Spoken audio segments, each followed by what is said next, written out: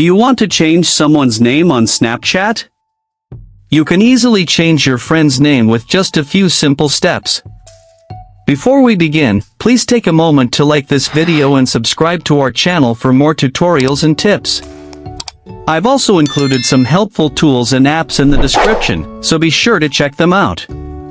To change someone's name on Snapchat. First, open the Snapchat app on your device and log in if you're not already. Now, swipe right from the main camera screen to open the chat list. Here, you will see all the recent chats. Locate the person whose name you want to change.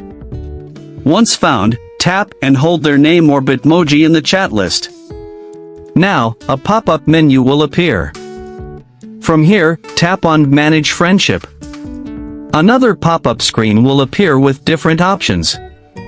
Select Edit Name from the menu. Delete the existing name and type in the new name you want to display for them. Once the new name is added, tap Save to confirm the change.